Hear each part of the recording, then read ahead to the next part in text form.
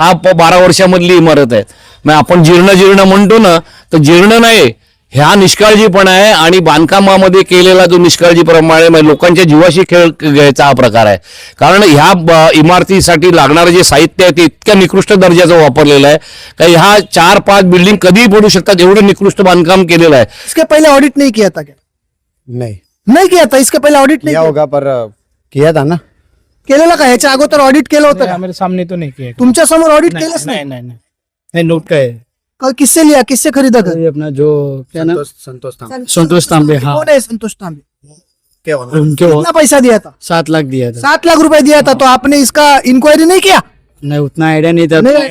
दोन्ही रूम घेतला मी 11.5 घेतला होता. 11.5 लाख रुपयाला. हा दळवीकडे. कोण दळवी? आपला प्रमोद दळवी. प्रमोद दळवी जे शिवसेनेचे आहेत ते. हा टॉप 10 महाराष्ट्र न्यूज चॅनल मधून मी दीपक कोटेकर. यावेळेला मी उपस्थित आहे विरार पूर्वेच्या सहकार नगर मध्ये. काल जी मागची इमारत आहे या इमारतीचं नाव आहे ओम अपार्टमेंट. या इमारतीचा एक सज्जा कोसळला होता आणि वसई विरार शहर महानगरपालिकेने तत्परता दाखवून या इमारतीतील रहिवाशांना घर खाली करायला सांगितलं. मी तुम्हाला व्हिडिओच्या माध्यमातून दाखवतोय की आज वसई विरार शहर महानगरपालिका स्ट्रक्चरल ऑडिट करत होती. याचा अर्थ वसई विरार शहर महानगरपालिकेला ही एवढी जीर्ण झालेली इमारत दिसली नाही. याचा अर्थ वसई विरार शहर महानगरपालिकेचे इंजिनियर करतायत काय? आपल्यासोबत यावेळेला शिवसेनेचे तालुका प्रमुख सुदेश चौधरी आहेत जे आता यांच्या मदतीसाठी धावून आलेले आहेत. काल या ठिकाणी नगरसेवक आणि महापौर आले, त्यांनी या लोकांना घर खाली करायला तर सांगितलं, परंतु या आता दरम्यान ही लोक जाणार कुठे, हे राहणार कुठे? आता हा प्रश्न फक्त ओम अपार्टमेंटचाच आहे का? नाही, तर हा प्रश्न संपूर्ण वसई विरार शहराचा आहे.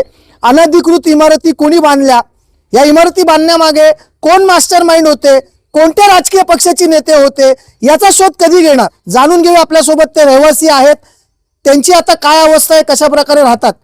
आंटी आपका नाम बताओ. मीना. अभी आप कहाँ रह रही है? यहाँ पे रहते, अभी वहाँ पे स्कूल में रहते वहाँ पे. तो कल आपको खाली किया, यहाँ पे कल खाली किया हम लोग ने. कल महापौर आए थे, उन्होंने क्या आश्वासित किया आपको? उन्होंने बोला खाली करो, कुछ ऑडिटर होएगा, कुछ हम लोग जिम्मेदारी नहीं लेंगे. इसके पहले ऑडिट नहीं किया था क्या? नहीं किया था. इसके पहले ऑडिट नहीं किया होगा पर किया था ना. केलेलं का? ह्याच्या अगोदर ऑडिट केलं होतं का? मेरे सामने तो नहीं किया. तुमच्या समोर ऑडिट केलंच नाही? नहीं नहीं नहीं नोट. बघा महापौर साहेब, तुम्ही इकडे येताय, परंतु तुमचे अधिकारी आणि जे इंजिनियर आहेत ते कशा प्रकारे काम करतायत. इतकी जीर्ण झालेली ही इमारत आहे. मी तुम्हाला याचा एक सॅम्पल दाखवतो. आता ह्याचं स्ट्रक्चरल ऑडिट झालेलं आहे आणि या इमारतीचा एक भाग ऑलरेडी कोसळलेलाच आहे. ही बघा, झूम करणं जरा. हे बघा, या स्टीलची काय अवस्था आहे बघा. हे बघा, हे अक्षरशः स्टील निघून हातामध्ये येतोय. हे बघा, हे बघा, हे स्टील अक्षरशः खराब झालेलं आहे. आणि हे बघा, हे स्टील जे आहे ते आपल्या हातामध्ये येतंय. याचा अर्थ वसई विरार शहर महानगरपालिकेचे अधिकारी आणि इंजिनियर कसे काम करतात याचा जरासं निरीक्षण करा. महानगरपालिकेची निवडणूक संपलेली आहे. महापौर साहेब, आता तुम्ही फोटो सेशन बंद करा आणि अगोदर या इंजिनियर लोकांना धारेवर धरा. स्ट्रक्चरल ऑडिट तुम्ही आज केलं, जर ही इमारत कोसळली असती तर त्याची जबाबदारी कोणी घेतली असती? आता या लोकांसोबत काय होणार? दादा, तुझं नाव सांग. दीपक दालवाने. किती वर्ष राहत होता इथे तू? 1.5 साल जैसा हो गया. 1.5 साल. खुद का है कि भाड़े से रह रहे खुद थे? का है. कल किससे लिया, किससे खरीदा कर? ये अपना जो क्या नाम संतोष था. संतोष तांबे. हाँ कौन है संतोष तांबे? उनके वो कितना पैसा दिया था? 7 लाख दिया था. 7 लाख रुपए दिया था. तो आपने इसका इंक्वायरी नहीं किया? नहीं उतना आइडिया नहीं था. नहीं तो हम लगा लोग था. को जो लगा पैसा कैसा दिया उनको? कैश दिया था. कॅश दिया था. हाँ तुम्ही कितीला घेतलेली? मी दोन्ही रूम घेतला मी 11.5 घेतला होता. 11.5 लाख रुपयाला. हा दळवीकडे. कोण दळवी? आपला प्रमोद दळवी. प्रमोद दळवी जे शिवसेनेचे आहेत ते, हा. त्यांच्याकडनं तुम्ही घेतलेला. हा. त्यांचा तुमचा काय संबंध? संबंध असं होते, आमचे पहिले तिकडे होता, 4 रूम बघायला आला होता. हा त्यांनीच क्या बोला, हा चांगला रूम है, हा गया मनो बोला. हाँ। ठीक है सर, अभी काम ही नहीं हुआ तो हम कैसे लेंगे? नहीं, काम हो जाएगा अभी 1-2 महीने में तुमको सब कुछ रेडी करके देंगे. कभी लिया था आपने? हम 2015 में ऐसा कुछ लिए थे. पहिलं बुकिंग केलं. बुकिंग केलं आम्ही. इथे 4थ्या माळ्यावर मग भाडं. इथले बिल्डर कोण होते? इथे बिल्डर ते दत्ता मांबरे. मग प्रमोद दळवींचं काय घेणं ते देणं? पैसा त्यांनी घेतला आणि दत्त नावावर बिल्डिंग आहे ना, त्यांनी आम्हाला रूम दाखवले इकडे. मग आता तर ही बिल्डिंग तोडणार, ही C1 ची आहे दिसते. बिल्डिंग तोडल्यावर तुम्ही काय करणार? आता बिल्डिंग तो काय इन्क्वायरी करायला लागेल आपल्याला. काय तुम्ही पोलिसात तक्रार नाही केली अजून? पोलिसांनी कोण तक्रार नाही केली आपल्याला. कधी करणार? आता कधी करणार बघूया हे काय होतंय. यांचं म्हणणं ऐका, प्रत्येक इमारती मागे कोणत्या ना कोणत्या पक्षाचा एक नेता जोडलेला आहे. असं असताना हे अनधिकृत बांधकामं कोणी बांधली, कोणाच्या काळात बांधली, कोणाची सत्ता असताना बांधली, या सगळ्या गोष्टींची चौकशी होणार आहे की हे सगळं कागदावरतीच राहणार आहे? मोठ्या गोष्टी आता लोक करतायत की लवकरच या ठिकाणी क्लस्टर डेव्हलपमेंट येणार आहे, परंतु ही क्लस्टर डेव्हलपमेंट फक्त कागदावरतीच राहणार का? माझ्यासोबत यावेळेला शिवसेनेचे तालुका प्रमुख आहेत सुदेशजी. जी काय परिस्थिती आज वसई विरार शहराची आहे ही खरंच खूप वेदनादायी देणारी परिस्थिती आहे. या परिस्थितीत लोकांनी नेमकं करायचं काय? घर खाली करून जाणार कुठे? असं असताना क्लस्टर डेव्हलपमेंट हा फक्त कागदावरतीच विषय राहिलेला आहे. काल इथे महापौर साहेब आले, त्यांनी आश्वासन तर दिलेलं आहे, पण पुढे काय? कारण इतकी जीर्ण झालेली इमारत आहे आणि इंजिनियरचं या इमारतीकडे लक्ष नाहीये. सुदैवाने जे घटना होती ती टळलेली आहे, परंतु कुठेतरी हलगर्जीपणा तर आहेच ना. आता तिकडे त्या इमारती आहेत, तिकडचा पण एक सज्जा कोसळलेला दिसतोय, पाठीमागच्या इमारतीत अजून लोक राहतात. काल आमच्या काही कार्यकर्त्यांनी मला फोन केले आणि या ठिकाणी एका इमारतीमधून सज्जा कोसळला आणि खूप बोंबाबोंब झाली, लोक जमा झाली आणि मग विरार शहराचे महापौर या ठिकाणी आले, इथले स्थानिक नगरसेवक इथे लगेच आले आणि त्यांनी लोकांना सांगितलं की इमारत अतिशय धोकादायक आहे, कधीही पडू शकते, तुम्ही खाली करा. आणि अतिशय घाईघाई पद्धतीने कायद्याचा कुठलाही वापर न करता किंवा कायद्यामध्ये ज्या तरतुदी आहेत त्या तरतुदीचा वापर न करता ह्या लोकांना खाली केलं. ह्या लोकांना जीवदानीच्या खाली करणं पण तर गरजेचं होतं, खाली नाही केलं तर त्यांचा जीव जाऊ शकला असता. नाही, अगदी बरोबर आहे, अगदी अति धोकादायक, परंतु मग महापालिकेचं कर्तव्य नाही आहे का? या ठिकाणी रमाबाई अपार्टमेंट कोसळून गेल्या वर्षी 17 जणांचा दुर्दैवी मृत्यू झाला आणि त्या सगळ्या प्रसंगाचे आपण सगळे साक्षीदार आहेत. आज लोकांना काय न्याय मिळालाय तिकडे? तर काही नाही मिळाला. आश्वासनं मिळाली, न्याय काहीच नाही मिळाला. इथे काल महापौर आले, नगरसेवक आले आणि फक्त यांना खाली करण्यासाठी त्यांनी सांगितलं, बाकी पुढे काय करणार तर काहीच नाही. मी त्या लोकांना आज तेच सांगतोय की महापालिकेला काही बंधनं आहेत. महापालिका अनधिकृत इमारतीला कुठल्याही प्रकारची कायद्यामध्ये ज्या तरतुदी आहेत त्या तरतुदीला अधीन राहून महापालिका तुम्हाला कुठल्याही प्रकारची मदत करू शकणार नाही. तुम्ही त्या भरोशावर राहू नका. क्लस्टर ज्यावेळी येईल तेव्हा येईल, परंतु क्लस्टर येण्यासाठी ज्या काही आवश्यक गोष्टी असतात, जमीन असेल, जमिनीचं टायटल असेल, ह्या सगळ्या गोष्टी आहेत, रिझर्वेशन पाहिली जातील आणि मग हे सगळे पाहिल्यानंतर क्लस्टरमध्ये त्या इमारती मंजूर होऊ शकतात. तोपर्यंत या लोकांनी काय करायचं? ह्याच्यावर महापौरांनी काय सांगितलं का? तर नाही. इथल्या नगरसेवकांनी सांगितलं का? तर नाही. मुळामध्ये ह्या इमारती ज्यावेळी उभारल्या गेल्या त्यावेळी तत्कालीन जे अधिकारी आहेत या अधिकाऱ्यांवर महापालिका काय कारवाई करणार आहेत?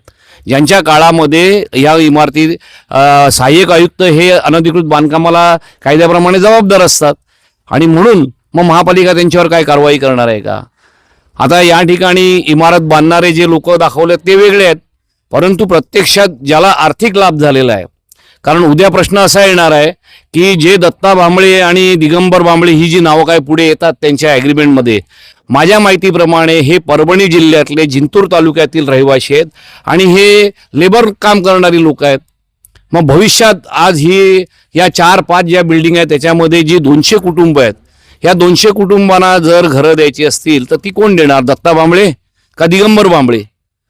तर ज्यांना आर्थिक फायदा झालाय ह्या इमारतींमधून त्यांची ती जबाबदारी आहे. म्हणून मी लोकांना सांगतो की या लोकांना मी सांगितलेलं आहे की तुम्हाला फाईट करावी लागेल, तुम्हाला लढावं लागेल. तुम्हाला महापालिका काही मदत करणार नाही आणि राजकीय लोक तुम्हाला आश्वासनं देतील. या आश्वासनावर तुम्ही अवलंबून राहू नका, कारण शेवटी तुमच्या संसाराचा, तुमच्या निवाऱ्याचा प्रश्न आहे. खरं आहे, आश्वासनं तर अनेक दिले जातात. रमाबाई अपार्टमेंट ज्या वेळेला कोसळली होती त्यावेळेला आपण त्या घटनेचे साक्षीदार होतो. घटना घडली, 17 जणांचा मृत्यू झाला. त्यानंतर विल्सन गोन्साल्विस यांच्यावरती सदोष मनुष्यवधाचा गुन्हा देखील दाखल झाला. परंतु आज परिस्थिती काय आहे? खरंच त्या लोकांना सरकारने सांगितल्याप्रमाणे पैसे मिळाले का? आज आपण जर पाहिलं तर प्रत्यक्षदर्शनी ही जी इमारत आहे या इमारतीचा स्ट्रक्चरल ऑडिट करायला वसई विरार शहर महानगरपालिकेचे इंजिनियर विसरले का? वसई विरार शहर महानगरपालिकेचे सहाय्यक आयुक्त त्यांचं या गोष्टीकडे लक्ष नाहीये का? कारण ही फक्त एकच इमारत नाहीये, मी तुम्हाला स्क्रीनवरती दाखवतोय की मागची इमारत देखील जीर्ण झालेली आहे, बाजूच्या 2 इमारती आहेत त्या देखील जीर्ण झालेल्या आहेत आणि रमाबाई अपार्टमेंट कोसळली होती. त्याच्या मागचा एक कारण समोर आला होता. तो कारण असा होता की त्या बिल्डरने त्या ठिकाणी अतिरिक्त टाकी बांधली होती. आता मी तुम्हाला स्क्रीनवरती दाखवतोय त्या इमारतीमध्ये देखील पत्र्याची शेड बांधलेली आहे. त्याची परवानगी वसई विरार शहर महानगरपालिकेने दिली आहे का? जर स्ट्रक्चरल ऑडिट करायला तुम्ही येता तर तुम्हाला या साध्या गोष्टी दिसत नाही का? या सगळ्या गोष्टीला कोण जबाबदार आहे? आता या इमारतीमध्ये आपण जर पाहिला तर जो आर्थिक लाभ आहे त्या घेणाऱ्या नेत्यांचं काय? त्यांच्यावरती गुन्हे दाखल होणार का?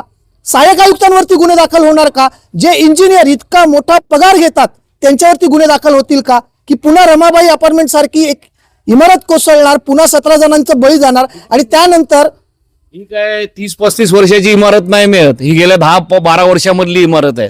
मग आपण जीर्ण म्हणतो ना, तर जीर्ण नाही, ह्या निष्काळजीपणा आहे आणि बांधकामामध्ये केलेला जो निष्काळजीप्रमाणे म्हणजे लोकांच्या जीवाशी खेळ घ्यायचा हा प्रकार आहे. कारण ह्या इमारतीसाठी लागणारं जे साहित्य आहे ते इतक्या निकृष्ट दर्जाचं वापरलेलं आहे का ह्या 4-5 बिल्डिंग कधीही पडू शकतात एवढं निकृष्ट बांधकाम केलेलं आहे. त्याच्यामुळे ही काही जीर्ण इमारत कशाला म्हणतात की ज्याला 30-35 वर्ष गेल्या 10-12 वर्षामधली इमारत आहे. त्याच्यामुळे याच्या मागचे जे आहेत सूत्रधार, या सूत्रधारांना शोधलं पाहिजे आणि त्यांच्यावर कारवाई करायला पाहिजे. माझी या पोलीस प्रशासनाला विनंती आहे की पोलीस प्रशासनामध्ये ज्या पद्धतीने गुन्हेगारांना वाचवलं जाते ते इथे तसा प्रकार होऊ नये. कारण यांच्या वतीने आम्ही माननीय उच्च न्यायालयामध्ये एक रिट पिटिशन दाखल करणार आहोत आणि याच्या मागचे जे सूत्रधार आहेत त्यांना आम्ही ओपन करणार आहोत. या संदर्भात सुदेश चौधरी आता उच्च न्यायालयात याचिका दाखल करणार आहेत. त्या संदर्भातली माहिती देखील आपण त्यांच्याकडनं भविष्याच्या काळात जाणून घेणार आहोत. वसई विरार शहर महानगरपालिकेचे नव्याने निवडून आणलेले महापौर आजीव पाटील यांना आता मुख्य भूमिका घेणं काळाची गरज आहे. कारण सहकार नगर, फुलपाडा, कारगिल नगर या ठिकाणी अशा अनेक इमारती आहेत ज्या अनधिकृतपणे बांधलेल्या आहेत आणि त्या इमारतीमध्ये निकृष्ट दर्जाचं काम केलेलं आहे. आता प्रशासन या सगळ्या घटना घडल्याच्या नंतर अलर्ट मोडवरती येईल का? आपल्या सर्वांना याविषयी काय वाटतं? कमेंटच्या माध्यमातून आपली प्रतिक्रिया आम्हाला जरूर कळवा. Top 10 Maharashtra news Vasai.